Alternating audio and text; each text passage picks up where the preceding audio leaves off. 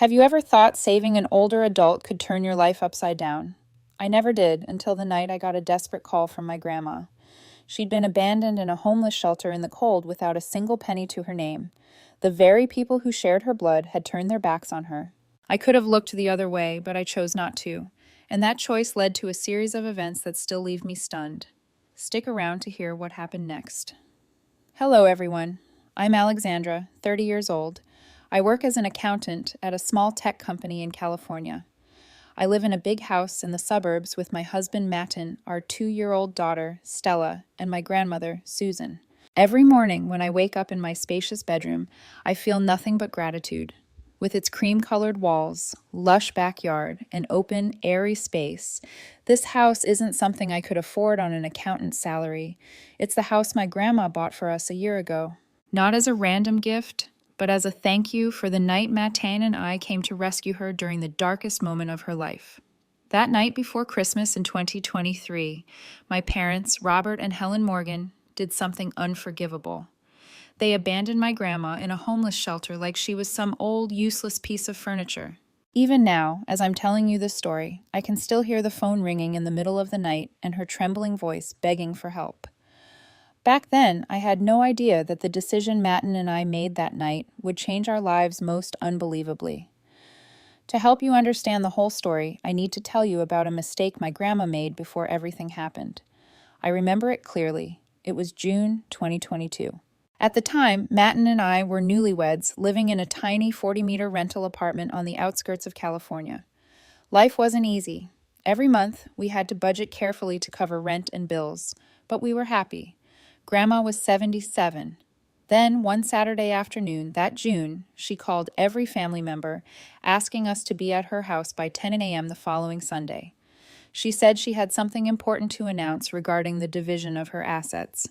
So the following Sunday, as she asked, Matten and I made our way to her home in Idaho. The moment I stepped into the house, I froze. Grandma looked so much older than the last time I saw her at my wedding. The wrinkles around her eyes had deepened, but her gaze was still as sharp as ever. What surprised me more, though, was that everyone was already there. Grandma had set the meeting for 10 a.m., but the room was packed when I arrived at 9 o'clock. My dad, Robert, looked tired as he sat on the sofa. He's the patriarch of the Morgan family, always proud to shoulder responsibilities, but he's a control freak. He runs a small furniture business in Sacramento and never stops talking about money or how to maintain a respectable image. For him, appearances matter more than feelings. My mom, Helen, was sitting beside him, flashing her usual charming smile and graceful demeanor. In our family, she's always calmed my dad down and skillfully turned any awkward situation in her favor. She lives by the motto, "Life is a game, and you have to know how to win." A line I've heard more times than I can count. Even my sister Jessica was there. She's 2 years older than me, married, and sat on the other sofa beside her husband, looking less than thrilled to be there. She's always treated family gatherings as annoying obligations. Besides my immediate family, Uncle Michael, Grandma's second son, and Aunt Jennifer, her youngest daughter, were also present. Uncle Michael lives in Texas with his family and a busy career, while Aunt Jennifer is single and living freely in Oregon. Standing in the middle of the living room, surrounded by every member of the Morgan family, I knew this wasn't just a typical family meeting. Once everyone had arrived, the meeting took place in Grandma's living room. She sat in her familiar armchair, holding her wooden cane, her eyes scanning each face in the room. The tension grew thick as she began to speak about her savings. Her voice was steady, and each word was measured carefully. She announced that she had saved up $2 million over the years. The moment that number left her lips, my dad, who'd always been obsessed with material things, blurted out, $2 million. You're not serious, are you? His voice shook with disbelief, his eyes wide open like he couldn't believe what he'd heard. Grandma looked him straight and calmly replied, yes, $2 million. As soon as she said it, I caught the look between my parents. It wasn't a look of concern or affection. It was the look of two people calculating a potential windfall. After a long, heavy pause as everyone processed what they'd heard, Grandma continued, I have 3 children. From now on, whoever takes care of me will receive $1 million. Every face in the room instantly tightened. I could see it clearly. Each person silently weighing their options, calculating their ability, circumstances, and how they might get their hands on that money. Then, for the first time in years, Aunt Jennifer, who usually couldn't care less about family matters, suddenly seemed interested. She asked, "And what about the other million?" Grandma glanced around the room, then said, "It will be split between the other two, 500,000 each."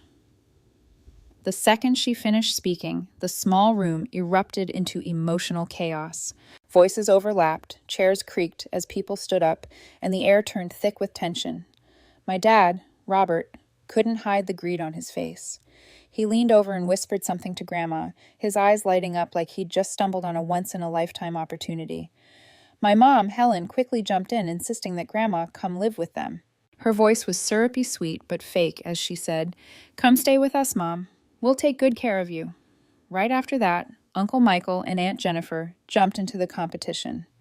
Michael started bragging about his big house in Texas, while Jennifer boasted about her relaxed lifestyle in Oregon. Everyone was fighting over the money. My dad and Uncle Michael went at each other, faces flushed with anger, tearing into each other's living situations and ability to care for Grandma like she was some prize being auctioned off. Aunt Jennifer wouldn't back down either.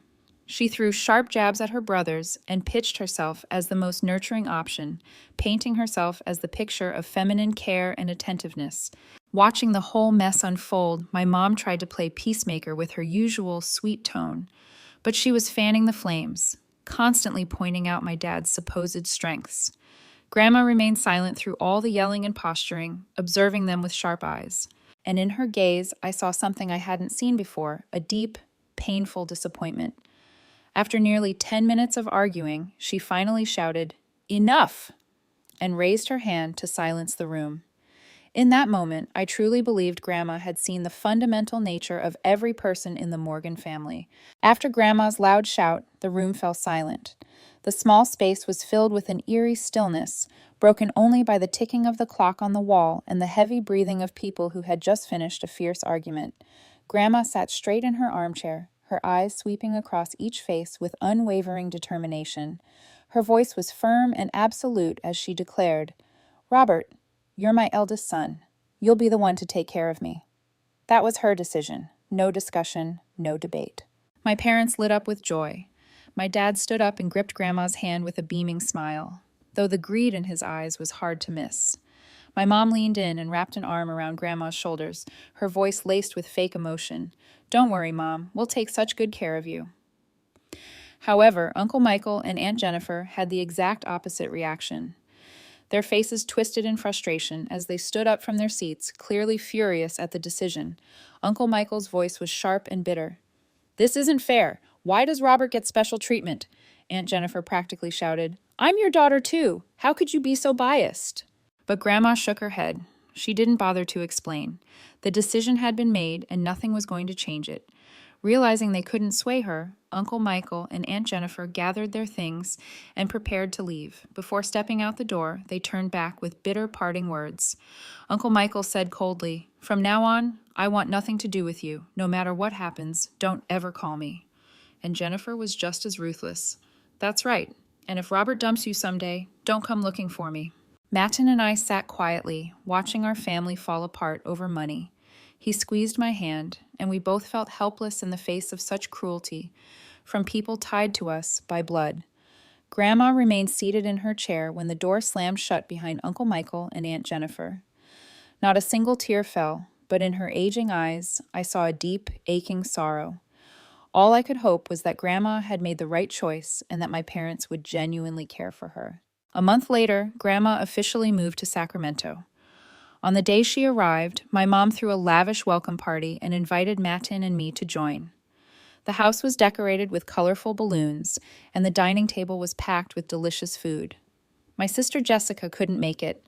She had a small child to care for, so she just sent her congratulations over the phone. When Matin and I walked in, the atmosphere seemed cheerful and warm. My mom greeted us with a bright smile, acting like last month's tense family meeting had never happened. Grandma sat in the seat of honor, dressed neatly, though her face showed signs of fatigue from the long trip. During the party, my dad, Robert, raised a glass to toast Grandma with sweet words about family love. He spoke about the honor of caring for one's mother, the eldest son's duty, and the bright future ahead. After his speech, Grandma pulled a check for $1 million from the small purse next to her chair and handed it to my dad. The crisp white check with numbers written in blue ink looked elegant and chillingly impersonal. My dad took it with trembling hands, trying to keep his composure, but the greed in his eyes was undeniable. He held that check like it was the most precious thing on earth, his fingers gently tracing the paper surface. My mom was overjoyed and full of gratitude. She kept thanking Grandma with emotional gestures, hugging her and promising to turn their house into the warmest, most loving home possible. Matin and I sat quietly at the corner of the table, uneasy, in the middle of all this forced cheer. Under the table, Matin squeezed my hand. We both felt like we were watching a carefully staged performance. Strangely, no one mentioned the tension from the previous meeting. No one spoke of Uncle Michael or Aunt Jennifer. Everything was buried beneath smiles and cheerful laughter. When the party ended and Matin and I headed home, a heavy feeling hung over us. All I could do was hope that my parents would keep their promise and truly take care of Grandma the way they said they would. The first 3 months passed by like a beautiful dream. My mom became the ideal daughter-in-law, the kind any mother-in-law would hope for. She got up early to prepare breakfast for Grandma every morning, plating each dish carefully and elegantly. My dad wasn't far behind in his efforts either. He made time every afternoon to take Grandma on walks around the neighborhood. He bragged to her about the growth of his furniture company, about big new contracts, and his plans to expand the business. One weekend evening, Matin and I came over for dinner. The whole family sat around the table enjoying a lavish meal. My dad told Grandma he planned to use the money to grow the business, hire more employees, and open a new branch. He said he wanted to make her proud of her eldest son's success. Grandma nodded as he spoke, occasionally smiling when he talked about his future projects. But I noticed something. Her smile never quite reached her eyes. Something was distant in her gaze, as if she were physically present, but her thoughts were far away. During those first months living with my parents, Matin and I stayed focused on our own lives. Things in our small apartment were still busy, paying bills, planning for the future, trying to make ends meet. We visited my parents occasionally to see Grandma, sometimes bringing small gifts and sometimes to sit and talk. Every time we visited, I could sense Grandma's loneliness. She was well cared for materially, but emotionally, it was like she was a guest in the house she lived in. Sometimes I'd catch her sitting alone in the living room, staring out the window with a restless look in her eyes. I started making a point to talk with her more, especially when my parents weren't around. We talked about the past, life back in Idaho, and the memories she shared with Grandpa. She told me stories about the little garden behind her old house and the birds she used to feed every morning. With her kind heart, Matin bought Grandma a phone designed for seniors. He patiently taught her how to use it, make an emergency call, and save contacts. Matin told her, "If you ever need anything, call us anytime, day or night." Watching Matin care for Grandma like that, I felt fortunate to have a husband who truly understood the meaning of genuine family love. I used to believe that with the $1 million Grandma had given them, my parents would take good care of her, at the very least ensure she had proper meals, and take her to the doctor if her health showed any signs of decline. But their behavior began to shift over time, and my trust started to crack. Things began to change about a year after Grandma moved in. The fake enthusiasm my parents had once put on started to fade, like paint peeling under harsh sunlight. During one dinner visit, not long after Matin and I had welcomed our daughter Stella, who was just 2 months old at the time, the atmosphere in the house felt different. It wasn't warm or welcoming anymore. My mom started complaining about rising living expenses, talking about electricity bills, water bills, and other household costs. Her voice had a bitter edge, far removed from the sweetness she used to show in the early days. My dad agreed that things were expensive, but tried to soften it with a half-hearted reassurance. At least the money covers everything. But even as he said it, his tone made it sound like a burden he was forced to carry. What struck me was how he glanced at Grandma as he spoke, as if he was trying to ensure she missed the complaints. But in a house that small, nothing goes unheard. Grandma heard every word.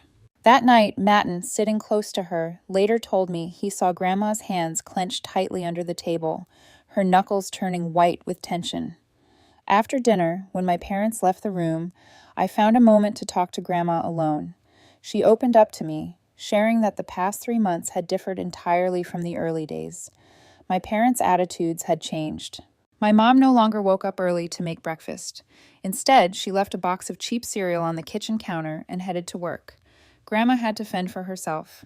My dad started openly complaining about her leaving the TV on at night, talking about the electricity bill going up and how inconvenient it was to have her in the house.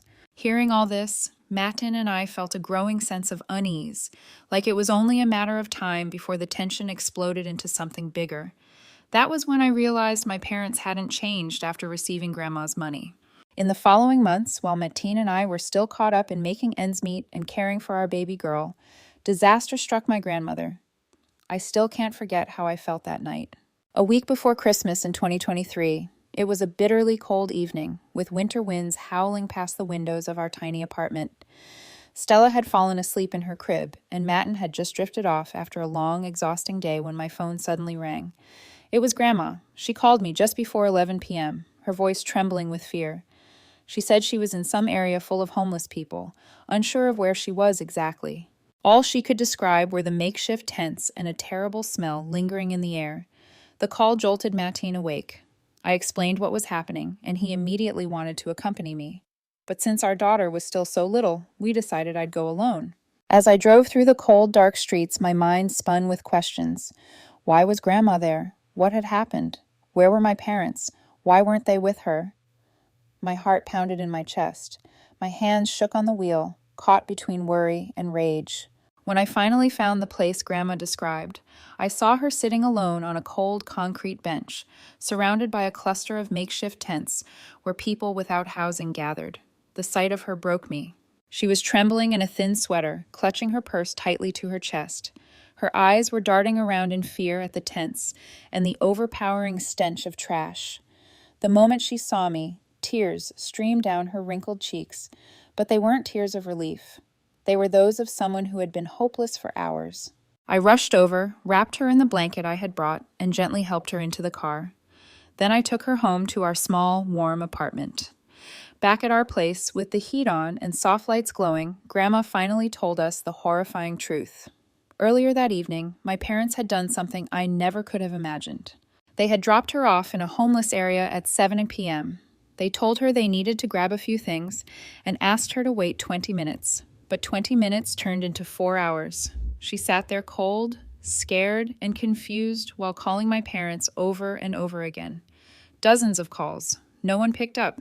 The phone just rang like they didn't even exist anymore. As she told us what had happened, fury surged through me like fire. I wanted to scream, break something, do anything to make it stop hurting. Matin sat beside Grandma, sobbing. His voice cracked as he cried, holding Grandma tight, tears falling fast from heartbreak and rage. And me, in the middle of the storm of anger and disbelief, I also felt something else. Gratitude. If it hadn't been for that phone Matin gave her, we might never have found her. I don't even want to imagine what could have happened if she hadn't been able to call. That night, lying awake in the quiet of our apartment, I knew one thing for sure. My family had officially fallen apart. The next morning, I took Grandma back to my parents' house so she could gather her personal belongings. I also needed to face them. After what they'd done the night before, I couldn't let it go. But when we arrived, my parents did not show a hint of remorse. They stood at the door with cold, expressionless faces, as if abandoning her in a homeless area was just a normal thing to do. When I raised the $1 million in anger, my dad casually replied that they had already invested all of it and lost. The furniture business had taken a hit. Major contracts had fallen, and they couldn't afford to support Grandma anymore. He looked me straight in the eye and said, "Call Michael and Jennifer. They got $500,000 each. Maybe they'll take her." His voice was ice cold, like he was talking about some unwanted burden nobody wanted to claim. Realizing there was nothing more I could say, I left. Furious, my blood boiled. I couldn't believe the people I once called my parents could be so cruel. Back at our apartment, I called Uncle Michael and Aunt Jennifer. I told them everything that had happened to Grandma and demanded they step up. I reminded them it was their responsibility as her children and that they had each received $500,000 from her. But their responses were even colder than my parents'. Uncle Michael snapped, "She's facing the consequences of not choosing us." Aunt Jennifer wasn't any better. She said flatly, "I made it clear from the beginning. She's not my responsibility." Hearing those words felt like a slap in the face. After everything, Matin and I decided to take legal action. We contacted a lawyer, gathered documents and evidence, and prepared to sue my parents, uncle, and aunt for justice, accountability, and Grandma's dignity. But Grandma stopped us. She held my hand, tears streaming down her wrinkled face, and said, "I can't bear to see the children I gave birth to sitting in a prison cell. I don't want to face them across the cold walls of a courtroom." Those words, spoken from the deepest corners of her heart, made me fall silent. As much as I wanted to see them pay for what they did to her, I couldn't go against the wishes of the very person they had hurt. As for my sister Jessica, when I called her, hoping she might help me convince our parents to take Grandma back and care for her, her response was cold and cutting. "This has nothing to do with me. Don't call me again." Then she hung up, just like that. No chance to explain, no chance to say another word. Her heartlessness ignited a wave of anger that I could barely contain. Because the truth is, Grandma had never mistreated her. On the contrary, Grandma had always loved and supported her with everything she had. When Jessica was in college, Grandma and Grandpa, still alive then, gave her $15,000 to focus on her studies without working part-time. That was a big sacrifice for them, but they did it willingly for her future. Later, after she graduated and landed a steady job, they gave her another $10,000 to upgrade her car, something to make commuting easier and help her settle into her new life. When she got married, Grandma didn't hesitate to give her $5,000 more as a wedding gift so she could have the wedding she'd always dreamed of. And yet now, she turned her back without a second thought. When she found out Grandma had been abandoned in a homeless area, she didn't even ask how Grandma was doing. Not where she was, not if she was okay or needed anything. Nothing. The indifference of people who share your blood, it disgusted me, and it made my own decision even harder. At that time, Matin still cared for baby Stella, and our finances rested entirely on my shoulders. I was earning just $4,000 a month after taxes. Our 40-square-meter apartment was already tight with 3 of us. Now it would have to fit 4. Living costs would rise while income stayed the same.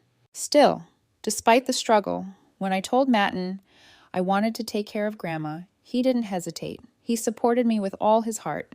He said, "We can't let her be left like that. We'll make it work." And so after that night, after Grandma was left alone among people experiencing homelessness, we made our decision. We would take care of her. Not because it was convenient, not because it was easy, but because it was right. I didn't know then that this decision, this act of love, was about to change our lives in a way I never could have imagined. The next 6 months were anything but easy. Caring for Grandma and baby Stella put a significant strain on our finances. Our utility bills doubled. Medical expenses for Grandma, formula for Stella, and everyday costs forced me to account for every dollar. To make ends meet, I started taking on freelance work in the evenings. After returning from my full-time job, I'd sit at the computer again, working on accounting projects for small businesses. Some nights I worked until 2 or 3 a.m. before I could finally sleep. Matin had his share of challenges. He worked part-time from home to care for Grandma and Stella while contributing to our income. He took on translation and document editing projects during Stella's nap time. There were months when we struggled with the bills, deciding which one to pay first and which could wait. The financial pressure sometimes kept us up at night. And yet, despite all the hardship, our tiny home was filled with warmth and laughter. Matin adored Grandma and cared for her with so much love and attention. He cooked meals Grandma enjoyed, made sure she took her medicine on time, and sat and talked with her whenever he could. Stella, just over a year old and too young to understand much, would often sit beside Grandma, listening as she told stories about the past, Idaho, and the birds in her old garden. Stella would sit quietly, wide-eyed, watching Grandma with innocent curiosity. Those moments made me realize that happiness doesn't come from money, but from love. And that truth became my daily motivation to keep going, no matter how tough things got. While Matin and I were still struggling with day-to-day life, Grandma's gift changed everything. It was late July 2024, just after dinner, when Grandma suddenly turned to me and said, "Alexandra, help me send a message to your father, Uncle Michael, and Aunt Jennifer." I was caught off guard by the request. I looked at her and asked, "Why do you want me to message them, Grandma? Is something going on?" She paused momentarily, her eyes drifting toward the window like she was weighing something deeply. Then she answered, "Seriously? I think it's time to announce the heir to the Morgan estate." I was speechless. The word estate sounded so foreign in our current reality. I couldn't imagine what she meant by that. I didn't ask more, though. I didn't want to trouble her. At the time, I assumed she was referring to her little house in Idaho, the only property I knew she still owned. Following her instructions, I pulled out my phone and sent the message. Grandma will announce the heir to the Morgan estate at 8 Hong a.m. next Saturday. It only took a few minutes before my phone started ringing nonstop. First my dad called, then Uncle Michael, then Aunt Jennifer, one after another, as if it were some emergency. But I didn't answer a single call. I had no interest in hearing fake concern or greedy questions. Grandma didn't say another word about the announcement for the rest of that week, and I remained puzzled by her decision. Still, when Saturday came, I drove her back to Idaho, as she'd asked. I didn't fully understand her reasoning, but I trusted she had one. I didn't know then that this trip would change my life and Matten's in ways I could never have imagined.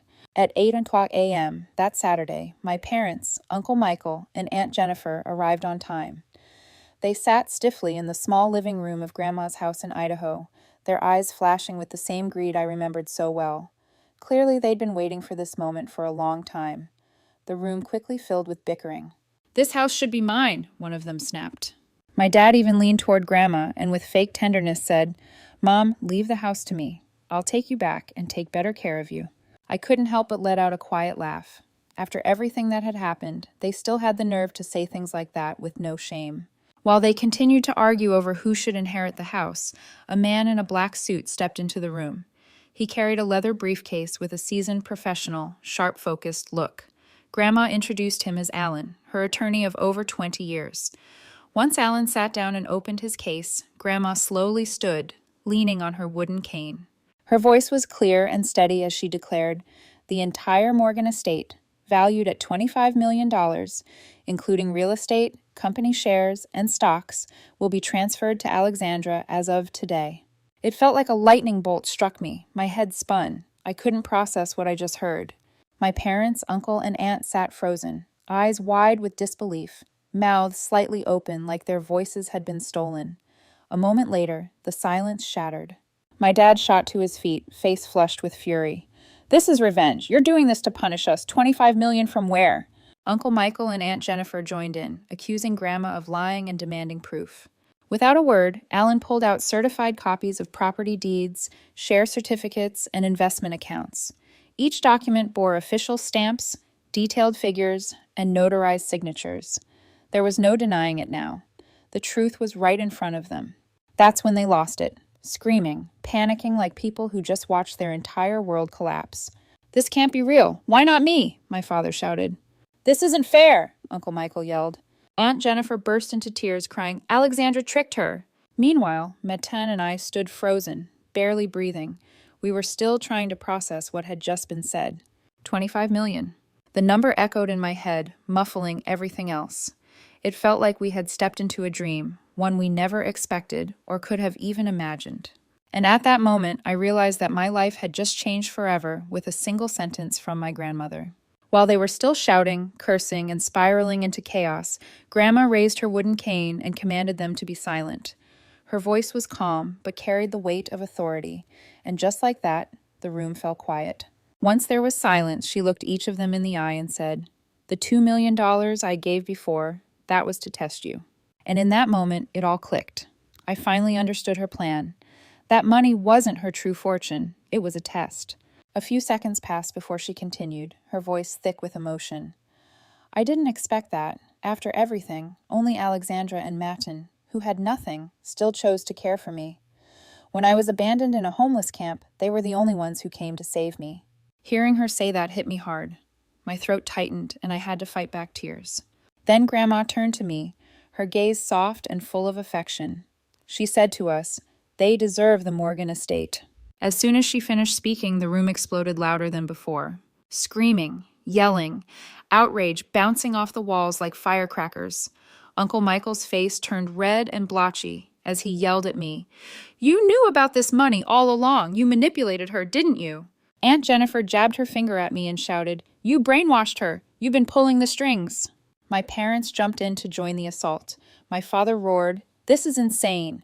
Alexandra's just some nobody accountant. Why would she ever deserve that money?" My mother screamed, "I'm your son, Mom! Robert is your blood! How could you favor your granddaughter over your own child?" They closed around me like a pack of starving wolves, eyes wild with greed and jealousy, voices twisted with resentment. But then Grandma stood up. She stepped between us and them, her hand firm on her cane, her posture unwavering, and she said, "Enough. Leave now before I call the police. And if I do, I'll tell them exactly what you did when you left me in that homeless camp." That shut them down fast. With clenched jaws and burning stares, they backed off. No more excuses, no more lies. And without another word, they stormed out, still fuming, but powerless to change anything.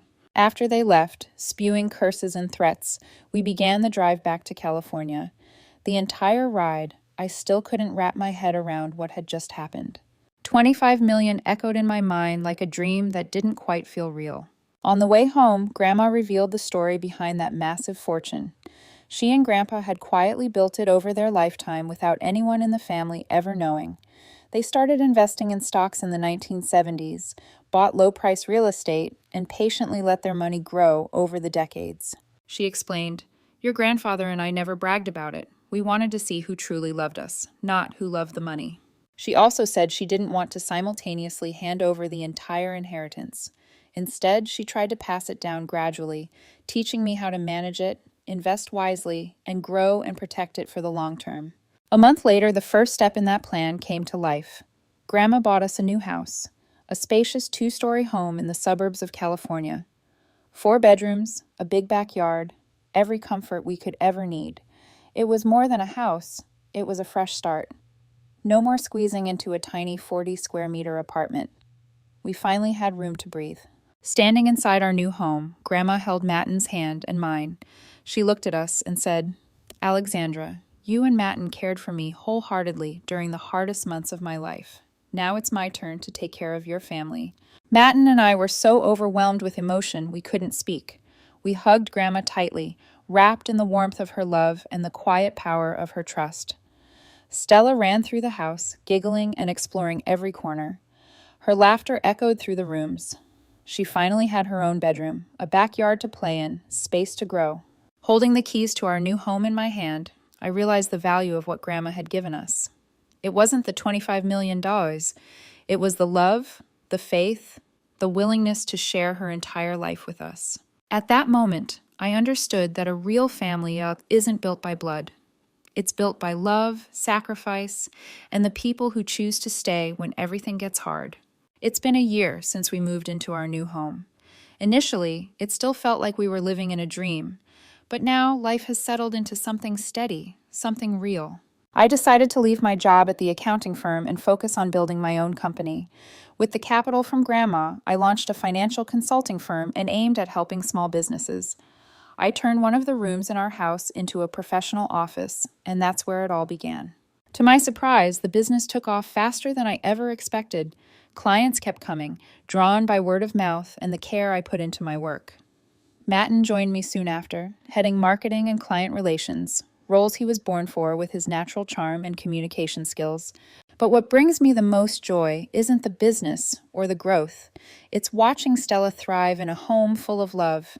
She now calls Grandma, Grandma Sue, and has become her little shadow, always chatting and playing by her side. And then came another beautiful surprise. I'm pregnant with our second child. This life we have now has taught me one thing. Right decisions made from the heart can lead to a future brighter than you ever imagined. As for my parents, Uncle Michael and Aunt Jennifer, they haven't taken reality well. Over the past year, they've taken turns trying to reach me. It started with angry phone calls and threats of lawsuits. My father even hired a lawyer to challenge the will, but everything was airtight, legal, and beyond contestation. Then the strategy changed. They began sending apologetic messages begging for forgiveness.